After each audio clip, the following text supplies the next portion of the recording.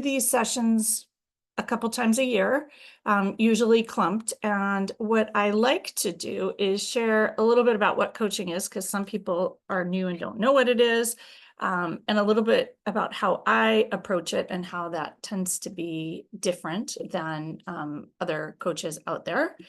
And I also pick a topic because I like to give you guys something to take home with you, some actionable tools or something to work on. And the one I picked for today is one that is really helpful for many people, and I'm leaning into it today as well.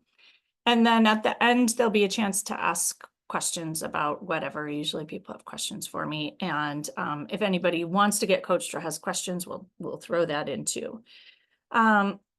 So I thought I would share just a little bit about me, because I think that will give you the little twist as to why my approach is a bit different than most other coaches that I know.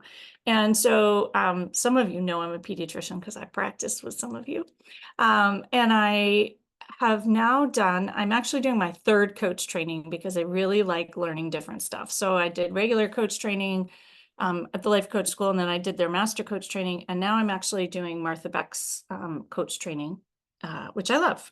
And it's fun to learn new strategies. So I always kind of bring those into what I am doing. And I was also in physician wellness for about 18 years. And so I bring a lot of that knowledge about burnout into what I do. And I tend to be, very tuned into the different struggles coming from different areas in terms of burnout. And as many of you know, I had a lot of leadership roles. And so those inform my coaching from both sides, right? From being the one led and the one leading, and kind of how we train leaders. And I think for all of us practicing, if you can understand that, and I share it unabashedly how they train leaders, because I think it's really important, because then we have a better sense of where our leaders are coming from, which is something that we weren't really taught to think about. And then I blend in the yoga and mindfulness very strategically, purposefully, deliberately, because a lot of coaching we can use against ourselves or try to willpower our way through changing or thinking about things. And mindfulness and taking good care of your nervous system is actually the thing that allows that the coaching to stick. And we know from neuroscience, it also allows you to change your brain much more readily than you otherwise might be able to. And so while it might seem that yoga has nothing to do with coaching and meditating maybe has nothing to do with coaching, it actually is one of the, I call it like the secret ingredient. And self-compassion belongs in both of those. And it's the other secret ingredient. We can't hate ourselves into change. We are experts at that in medicine, by the way. But it doesn't work for long-term change to be mean and push yourself to make these shifts. And so I offer a lot of self-compassion, mindfulness angle. And for those of you who've done coaching with me who are here, remembering that piece, that's the one that people sort of leave to the wayside. They remember the phrases, and I'm going to remember this, I'm going to do this, and then they forget to do their mindfulness. And it makes it, you're just making what's hard harder. And so why make it harder? And then the other thing that weaves into my coaching is my momness. And I do think it is relevant and relationship work, because we are all humans, and coaching is really about being a human. And many of us think like, oh, I'm going to get coached on work, but not on home, or I'm going to get coached on home and not work, but they all intersect and overlap. And I would say you can't actually pull them apart, even if you wanted to. So, that kind of plays in. So today's topic is what I call the approach determines the landing. And from that Marie Kondo book, I stole her the life-changing magic, but of intention, as opposed to, I forget what she calls it, cleaning up or throwing out. But I really do think this idea of choosing an approach changes how you land. And if you think about like airplane pilots, they choose their approach long before they land. And in fact, if they don't, bad things happen. And they're very strategic and very thoughtful. And they don't just show up and land. And the same, I was thinking about the Olympics, the gymnasts, they have figured out their approach, and they approach every little thing they do. I'm not a gymnast, but very strategically. And so we often don't do that. We don't do that with our marriages. We don't do that with our parenting. We don't do that with our transitions.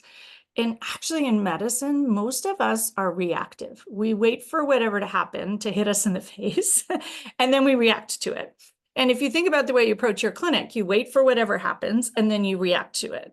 And so this is actually really thinking about, well, how do I want to show up for whatever it is I'm doing, whether it's a transition, and it can be a big thing like empty nesting, or it can be a little thing like, how am I going to show up for my clinic day? Or how am I going to handle the morning routine, getting people off to school? Or how am I going to handle a feedback meeting or a difficult meeting or a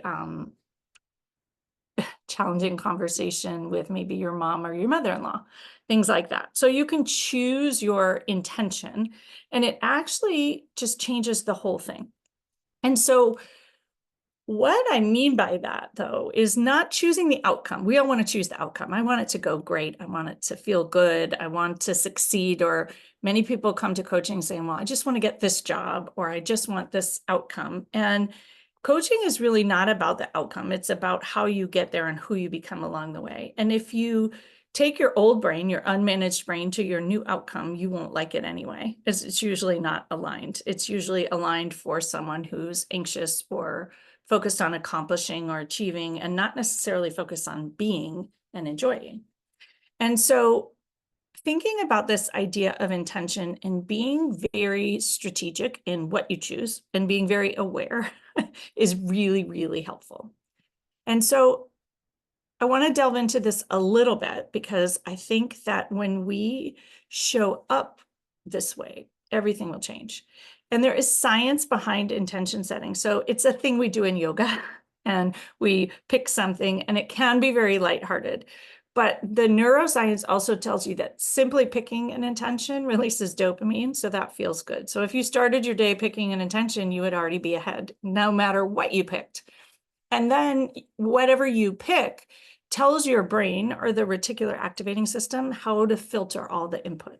And so you're going to, for example, if I say this talk is going to inspire you and like be life-changing, you're filtering what I'm saying through this idea lens of inspiring and life-changing. And so we can actually filter our day through a sense of calm or a sense of peace, or if we want to be inspired or we want to be hopeful. If you set that intention, you will filter everything that happens during your day through that, if you bother to set it. Most of us set no intentions. We just show up and react to whatever happens in our day. And even with our children, we react to whatever happens there. This isn't to say you won't react, because that's human, right? And I'm an example of that today as I navigate my empty nest. You can't predict how you're going to react, but you can choose.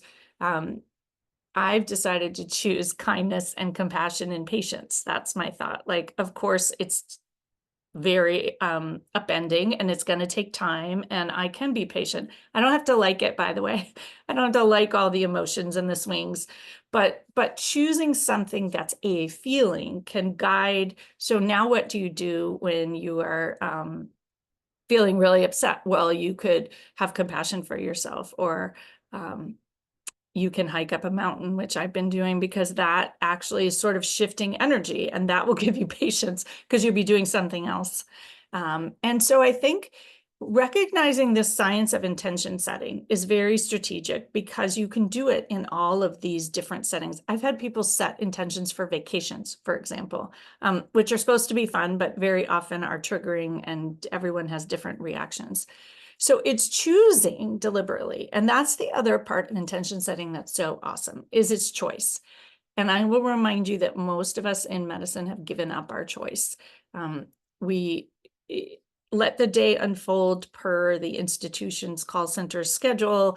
And generally, people tend to feel like they have no choice in the way that they practice anymore. That's what we focus on. We really don't have choice in training. We get to pick what specialty, but once we do that, it's pretty much, there's very little choice in our training. And once we get a job these days, there's very little choice in how your day happens. And so intention setting gives you back the choice. And boy, does that feel good to have choice and to feel like you're choosing something. So you have your agency. And when you're thinking about choice, you focus on what's in your control because you have to choose something, and that's in your control. And so you can't have the choice that someone else behaves some other way, because when you call that out as a choice, it seems totally ridiculous, and you see that that's not going to work. And so when I think about choice, I think about the questions, and I know many of you have done some kind of coaching with me, but what's in your control? So it's what you do, what you say, what you think and feel, and then the tone and energy of all of it. And so you can set an intention around the what you do, what you say. I think the most helpful way to set the intention is the tone and energy angle, and or how you think and feel. They kind of are the same. And for me, that gives you the most nimbleness or flexibility to respond to whatever shows up. So if you're thinking about a feeling or a tone, it would be sort of how you would never choose, for example, to respond reactively.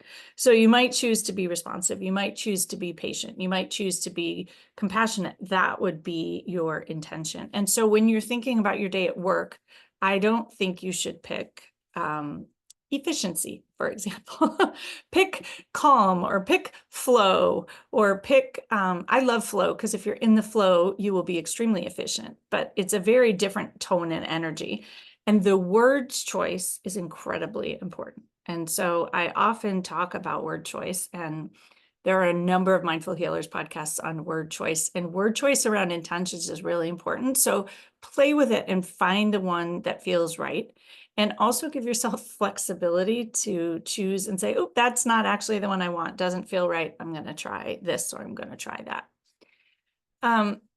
The other thing is choosing to be strategic before the meeting and during. So it's not just during that you have this intention. So you want to set yourself up for success. And that is where I think the mindfulness piece comes in. So if you can approach things well, and from a mindful state, and from a healthy nervous system, then you will actually be much more successful in staying aligned with your intention or tone and energy or feeling. And so whenever you have that difficult meeting or that difficult transition, or you're giving a big talk, or you have a challenging conversation with your spouse, or even a time of day, like maybe you come home and the evenings are just the challenging time, or maybe it's even challenging all by yourself because you really just want to sit and watch Netflix and eat popcorn because you have used up all your energy. So setting yourself up for success there would be noticing where you're depleted and refill, and perhaps meditating in the car so that you have a healthier nervous system where you'll have a longer pause. And in that pause is where you choose the intention. So when we don't have the pause and we react, we're never choosing an intention. We're literally, reaction is not an intention. It's just reacting. And I think if you start to look at your days, notice how much of the day we just react to what's happening rather than choosing how we want to show up, which is always in our power.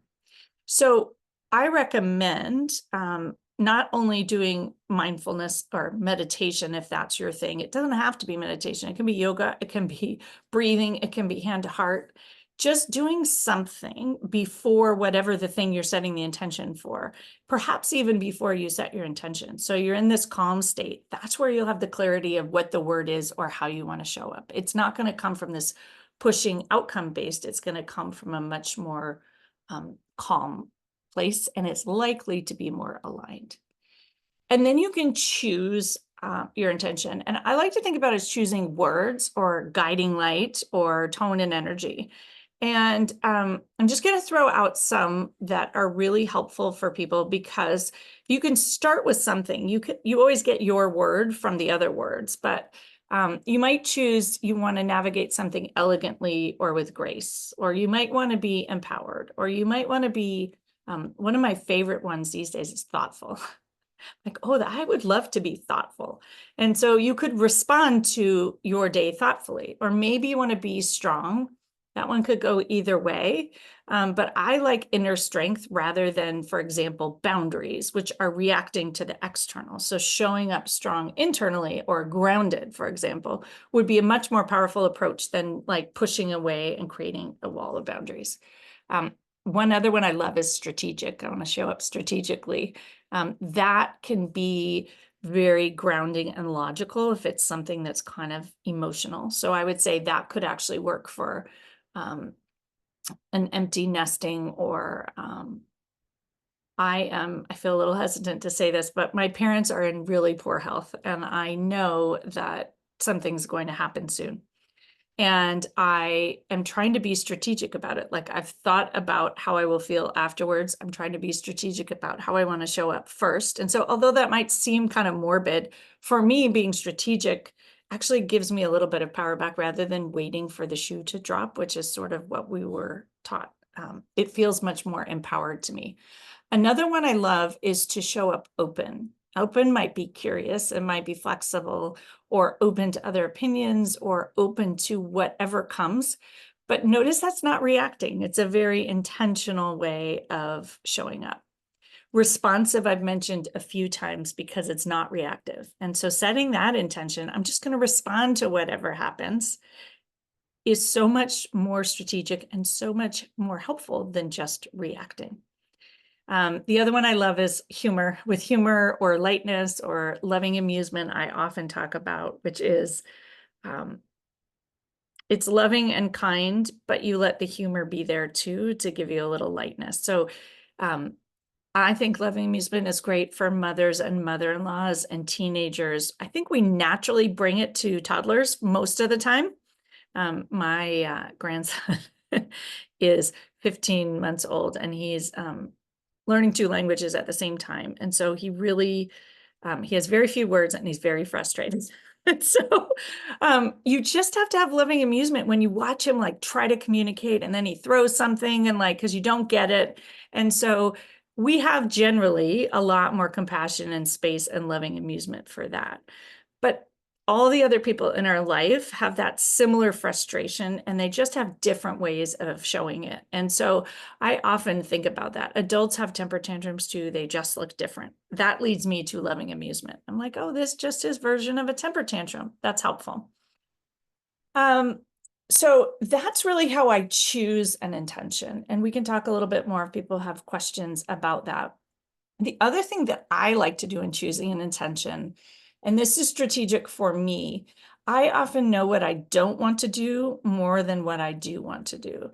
And so I will often start with the opposite. I don't want to be reactive. I don't want to resist reality. I don't want to swim upstream. I don't want to be a victim. I don't want to be urgent. I don't want to be a martyr, whatever it is. I don't want to be judgmental. And so when I think about that, I suggest not staying there. That's not actually your intention, but you can use that to help you find what you do want to be. So if I don't want to be a martyr, what do I want to be? Maybe I want to be flexible, or maybe I want to respond, or maybe I want to be helpful. I think it really helps you flip out of, if I don't want to be judgmental, well, what do I want to be? Do I want to be calm? Do I want to be loving? Do I want to just be neutral? Sometimes that's super helpful.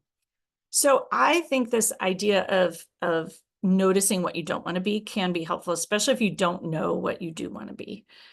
I also think that sometimes even when you know what you do want to be, you can add those into your thought. It gives you this just sort of a little bit more information to guide how you're going to move forward. So my thought here, and I'm going to say a little bit more, and then we'll dive into coaching and questions and all of that, is where can you use this? And I've mentioned a few spots, but I think it's really helpful to decide where you want to use it. A lot of people will set an intention every day. And those of you who join me for retreats know we often choose a card every day. It's setting an intention for that day for you. You can use that same strategy at home, at work. You might want to set an intention for your evening, even, or a part of your day, or if your clinic is really full, I'm looking at some pediatricians in August, you can set it for the morning, and then you can reset it for the afternoon because it might be different and you might need a different energy. And so it doesn't have to be like my annual intention or my annual words. Make it small. You can set an intention for bath time with a toddler or bedtime, or if you are in a relationship, you can set up your intention for your relationship. Maybe you want to be mindful. Maybe you want to be kind. Maybe you want to be trusting or curious. And I think when you start to play with the words, it's really helpful. So part of this is getting used to all these words and having a list of words to run through to help you figure out which one is the right one. I also like for relationships, maybe I want to be generous, and generous is not the generous that we think of. It's the mindfulness generous, which is assuming good intent, telling good stories about other humans. For example, like with a mother-in-law, your mother-in-law also wants your partner to be happy, healthy, and whole. They just have a different idea of what that would look like, for example. So, and then you can also set intentions for transitions. And I think that if you know you have a transition coming up, you can set an intention. That might be longer. It might be for the next 3 months, I'm going to show up with grace and compassion for myself. Or maybe I want to show up buoyantly, or maybe I want to show up.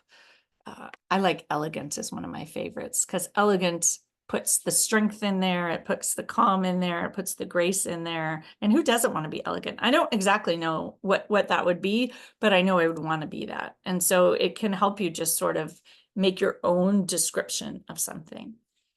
And then if you're not sure what you want, you can also ask good questions. So how do I want to show up for something is my usual question, but sometimes it's, who do you want to be in the world? How do you want to operate in the world? And then you can use it strategically. And this is a little bit the opposite of what I usually teach in coaching, but for this, it works really well. How do you want others to see you? Or how do you want others to feel? Say you're giving a feedback meeting to someone else. And let's say you want them to feel valued or inspired or motivated. Then you actually set that as your intention. So show up motivating, show up inspiring, show up valuing them, and you're much more likely to have that result. We rarely want someone who is getting negative feedback, and I don't even want to call it that, to feel shamed or blamed or terrible. But yet when we don't set those other intentions, that's usually what happens. And so by setting an intention, your approach, right, determines the landing. Is very, very helpful. And so you can look at that and then work backwards to try to figure out what is your approach going to be. So you can look at the landing and say, what landing do I want, and work backwards, if that makes sense. So I think that's all I have to share specifically. Does anyone have questions or want coaching on anything, or now is your chance to kind of speak up, ask your questions, share.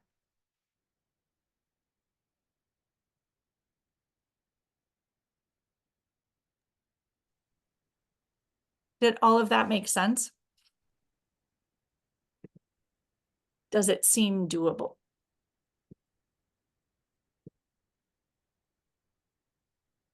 Yvonne, do you set intentions for your day at work in August?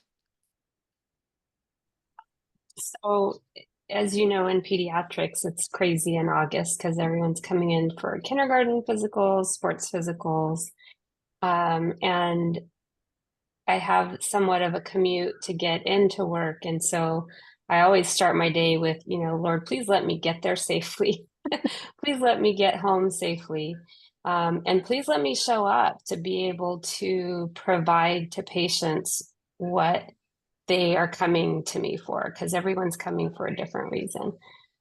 So that kind of helps me to just kind of center myself to kind of see, okay, what is this person coming for? Yeah, so it sounds like your attention is centered. As you said, it helps you center. Yeah.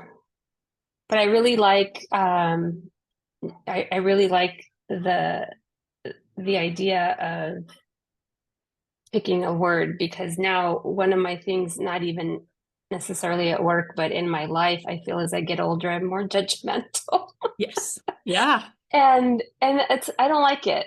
Yeah. Like I don't like To be being in that fair, we were space. trained to be judgmental, I right? We were know. trained And to judge ourselves and our colleagues. Think about like the other students, and then we really judge our patients too. For anyone who hasn't, there's a Mindful Healer podcast on judgment, where I literally talk for 45 minutes about how we were trained to be judgmental. And I just keep going and going because there's so much. I'm a little embarrassed about it, but it's one of the most watched podcasts. So apparently it resonates with people.